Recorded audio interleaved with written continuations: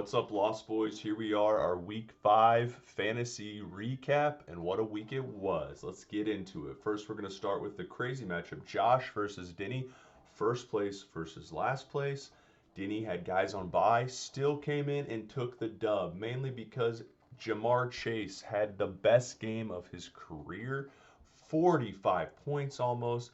Not to mention George Kittle caught 3 balls on Sunday Night Football for 3 touchdowns, got him 26 points. Denny crushes Josh. Josh had a bad week this week. Not to add insult to injury, he lost number one. He lost Justin Jefferson. He's going on IR. He's going to be out at least 4 games. It just wasn't a good week for Josh. His guys didn't perform. He didn't score any touchdowns. Josh takes his first L of the season, goes to 4-1. Denny, after starting out 0-3, has gotten 2 wins in a row, has put himself right back in the thick of things. His season looked bleak earlier with the Jet stuff. Now he's got Jamar Chase rolling, maybe George Kittle's rolling. He won this week without Lamar Jackson really even do anything, given Desmond Ritter had a career day as well. So a couple of Denny's guys hit this week. Either way, he gets the huge dub and puts himself right back in the race. Next game, we're going to go with Tim versus Cass. This was a big one, and when I say a big one, I mean a big ass whooping.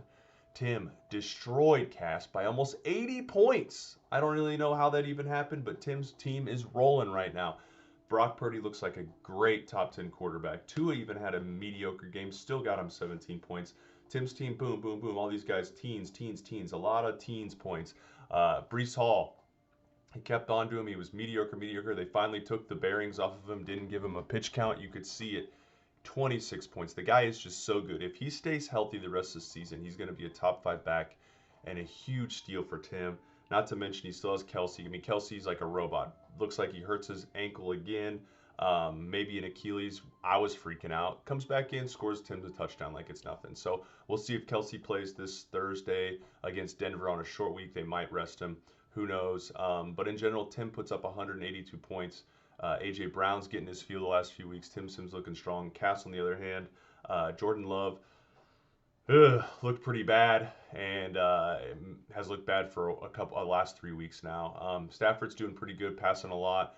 But Cass, I mean, he's starting Rashee Rice, Drake London. CeeDee Lamb has not lived up to the billing, unfortunately, for Cass. Cass's main guy, McCaffrey, carries him every single week. This week, McCaffrey had a subpar game. It wouldn't have mattered, really. Derrick Henry doesn't even look like the best running back on his own team. So Cass's team is teetering right now. He's at 2-3. Tim is at 2-3, but Tim smokes Cass. Next game, we're gonna go Justin versus Llama. It was a big game. Justin had just made a trade.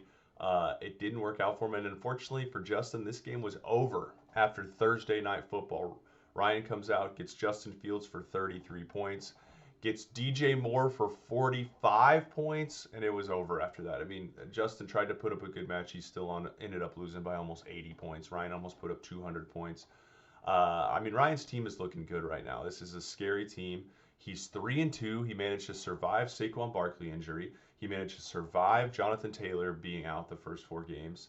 I mean, like I said, Ryan's team's going to be a force going forward, especially if his wide receivers come around. That was his weak point. DJ Moore seems to be getting a connection. Brandon Ayuk, he's been awesome so far as long as he stays on the field. McLaurin and Gabe Davis, they seem to be boomer bust each week. But the big thing is, Ryan has tight end 2 the rest of the season. Sam Laporta. That's a huge valuable point right now. Maybe tight end 1 if Kelsey gets hurt. And he picked him up off the waiver wires. He's a rookie, but tight end is so terrible this year. The fact that Ryan's getting 10 to 20 points a week from Sam Laporta is monstrous going forward. As long as Fields continues to progress and not be terrible, Ryan's team's going to be nasty. Justin, on the other hand, Josh Allen continues to be dominant for him. Got him 27 points on a terrible game. Jacoby Myers is outplaying Devontae Adams in some of these games, so Justin has a really good pickup then. Mostert, 14 points, but the bigger thing for Mostert, Achane going on injured reserve more than likely. So Mostert keeps that spot as the #1 running back on the best offense in the league. Monstrous thing for Justin going forward. Hawkinson looks pretty good. Pacheco's getting more and more runs. He's getting a touchdown a game. So Justin's team's coming around. He just kind of the rest of his guys, Dubs got him 9 yards. Connor didn't do really much. Sutton got him 1. So his main guys are doing well for him. I think the trade's going to work out for him in the long run. But he just ran into a buzzsaw this week with Ryan. Next game, we're going to go with Cal versus Jace. This game was our best game of the week, points wise. Jace was scoring at a crazy amount to start the games, and Cal just kept whittling away at the lead, whittling away through. I mean, Jalen Hurts, 27 points. Stefon Diggs, 20 points. Calvin Ridley, 17 points. Jace's boy, A-Chain, 21 points. 17 for Kamara, 21 for Goddard, 14 for Brown, 18 for Hopkins. Like, all these guys have coming out parties. I mean, Jace's main weapon, Dallas D, got him -1. So that really hurt him, and Prescott got him 4. So the Dallas game got him a whopping 3 points total from a quarterback and a defense. So that's why he didn't break the 200-point mark this week, to be honest with you. He should have. His team was awesome. His team looks awesome going forward. But like I mentioned in the last piece, Achane, his biggest pickup. He's gotten him over 20 points the last 3 weeks. The guy looks like a monster. Unfortunately, he hurt his knee. He's going on IR. He's going to be out for 4 weeks. That was Jace's weakest position, was running back. He has wide receivers to fill that spot. Kamara's looked great since he's coming back, but big loss for Jace. Cal on the flip side, he's 2-3, and he put up a lot of points this week, which is what he needed to. He was looking weak in the point scored area, so he definitely needed the points. He had a good week. I mean, Mahomes did pretty well. He still hasn't hit that Mahomes peak. I mean, Mahomes needs to get rolling, but we know how that is. That's a different story. Pickens finally got his groove on. Waddle finally got his first touchdown of the year. Josh Reynolds got some points considering Amon-Ra was out. And Thielen looks like it might be a steal for Cal. Like, Carolina's terrible. Their defense is terrible. They got to throw to someone. They got to get Bryce Young some reps. And they won't be tanking because they don't have their first-round pick. So they're going to try to win games. Thielen might benefit from that. He got 22 points. Pittsburgh D got 21 points. So Cal put up a lot of points. It was just a little bit short of Jace. Cal's team's looking steady going forward. If Thielen can keep doing his thing, if Waddle can have a couple Waddle games, 120 yards and a touchdown, he'll get back to being worth that value. And if Mahomes can do it, Cal's QB2 is a little weak, but either way, Cal's team's looking pretty good. And our last game we're going to talk about is Pat versus Matt. This was a really, really good game. Ended up coming down to Monday Night Football. Pat got screwed. Aaron Jones was a late scratch. He had to start his backup, Elijah Wilson, which got him a whopping 0. Absolutely 0 points for Pat. Less than the projection of 1, which is crazy. But luckily for Pat, it was a kind of a sloppy game. Christian Watson only got 10. So Pat ends up taking the dub. But it was a 135, 123. A couple of the lower scores of the week. But Pat got the dub, and he needed the dub. He was 1-3. He had to have this game, and he got it. He started out pretty good. Lawrence did pretty good for him. Got him 15, nothing too crazy. But Tyreek doing Tyreek things, man. I mean, he had a 70-yard touchdown again this week. He got him 28 points. And ETN, like I said, started the day out good in that London game. Lawrence was so-so, but ETN almost 30 points.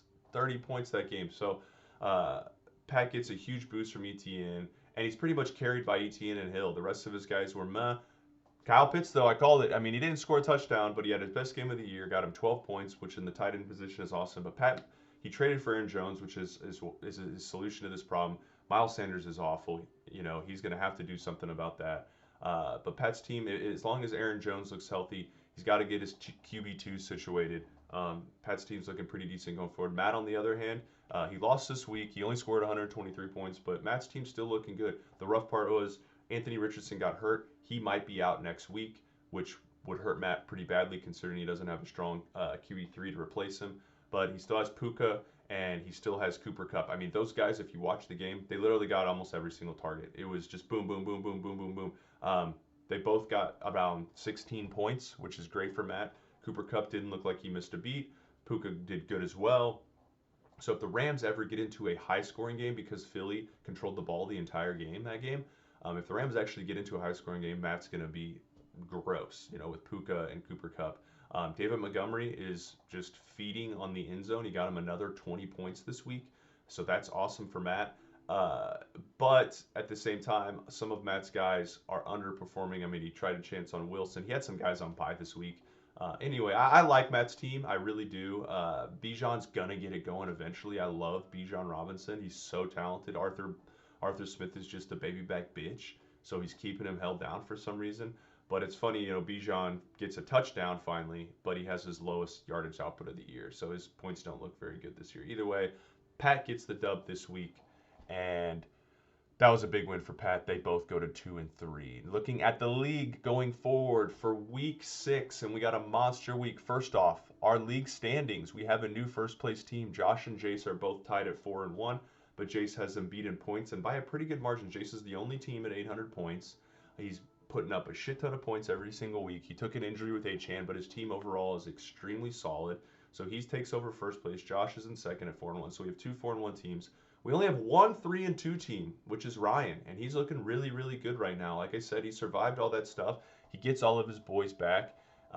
He gets Eckler back. He gets Jonathan Taylor back, and he gets Barkley back. I mean, Ryan's team's going to be gross going forward, and he's in the playoff hunt coming back from that. So watch out for Ryan. And then after that, you got a log jam. After Ryan, 4 through 10, everyone is 2-3. This is crazy. We've never had a season like this. It's all going to come down to points. Denny's sitting in last place with 635 points. Like I said, he had a rough start to the season, but a couple good games, and you never know, it could really get him back into it. It's going to be insanely close. This week's going to be, like every week right now, is going to be awesome weeks. Looking quick preview to the week 5 matchups, or week 6 matchups. Josh versus Jace. Battle of first place versus second place. Game of the week for sure. I'm going to go with Jace on this one. Josh loses Justin Jefferson to IR, his best player, his most solid player. And Jace's team just looks like he's on another level right now.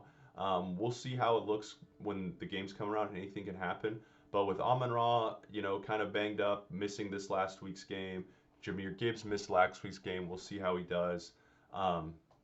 With Justin Jefferson, I know Jace loses Achan, but that's only one injury. The rest of Jace's team is fully healthy, and he's ready to rock. So I think Dak Prescott has a decent game. He bounces back, and I think Jace takes down Josh to stay in first place. Then you got another big game, ICU versus Justin. Monster matchup. This one's, I think, is going to come down if Kelce plays on Thursday against Denver. Kelce destroys Denver usually. If he doesn't, then it's going to benefit Justin in two ways. Number one, obviously, Kelce's not going to play, which hurts Tim, but I think Pacheco's going to benefit from that in the red zone. If the Chiefs don't have Kelce, they're going to just pound it with Pacheco when they get inside the 5-yard line. So we'll see. I'm going to go with Justin in this one. I know the projections have Tim, but I'm going to say Justin gets the benefit of Achan being out. I think Mostert has a big game, and I think Pacheco has a big game. Denver's run defense is the worst in the league. It's one of the worst in the history of the league. So Chiefs, we know that they don't like to blow people out. They'll get up early and they'll just run the ball. I think Pacheco has a big game, over 100 yards and at least a touchdown. I think that's going to be what puts Justin over the edge, beats Tim. Next, we're going to go with Denny versus Matt. Monster game. Like I mentioned before, I like Matt's team a lot. We'll see if the Anthony Richardson injury ends up hurting him, but Sam Howell's gotten good garbage time. On the flip side, Denny's team's finally coming around. I'm sure he's going to find something to do with Dalvin Cook. He can't keep starting Dalvin Cook. He's just a wasted roster spot. Jamar Chase got his juices back. Kittle did look like he was pretty good this week. In this matchup, I'm going to go with Matt, though. I just think he has the better team. Denny needed a 45-point game and a 26 from Chase and a 26-point game from Kittle, and he was still only able to put up about 150 points. So Denny's team is ceiling is not as high as you want it. Even when your studs are going off, you're still not putting up too many points. But we'll see. I'm going to go with Matt in this one. I think it's a close game, though. Next matchup I'm going to give you is Cal versus Cass. Cass coming off an ass whooping. And Cass's team is teetering a little bit right now. It's interesting to see. I'm sure he's going to try to make some moves. Hopefully his quarterbacks get in a little bit better spot. And mainly for him, Derrick Henry has to get going. He has to get going. Derrick Henry is his second-round pick, and his third-round pick, CeeDee Lamb, also has to get going. We'll see if that happens. I mentioned Dak before having a good week this week. I think CeeDee will benefit from that. I think CeeDee will have a good week, but I don't know about Derrick Henry if he's going to get it rolling. On the flip side, Cal's team scored a lot of points, and I think Cal's team in general has got one of those, a little engine that could. Not a lot of fancy names on the team, but they get decent fantasy points. So I'm going to go Cal this week. I think Cal takes the dub. I'm a little worried about Mahomes this weekend, not necessarily because I'm worried about the Chiefs. I just think this is going to be an ass whipping. And I don't think Mahomes is going to have to pass a lot this game because our defense is going to shut Denver down. So it might hurt Mahomes' ceiling. But in general, I think Cal slowly, I think it's going to be a low-scoring game on both sides. I think Cal takes the win. And last but not least, huge game. Ryan versus Pat. Ryan gets all of his boys back. Eckler comes back from bye. Jonathan Taylor's got one more week of reps. And Saquon should be back fully healthy this week. We'll see. Um, Pat, on the other hand, he should get Aaron Jones back, which is nice. He obviously has his same guys from last week. So we'll see. I'm going to go with Ryan on this one. It's going to be a really close game, and I foresee this one being a crazy high scoring game. I really like both of these teams, but with what Ryan's team getting his first 3 picks back healthy, I think his quarterbacks look pretty good. If the Fields to Moore connection stays solid, we'll see. Ryan's team ceiling is gross if that happens. If Fields comes back down to earth this week, it gives Pat a chance. I'm not really sure what's going to happen, but I'm going to go with a slight victory towards Ryan. So those are all my projections, previews. Hopefully everything's good. Guys, everyone stay healthy. Have a good week. Love you guys. See ya.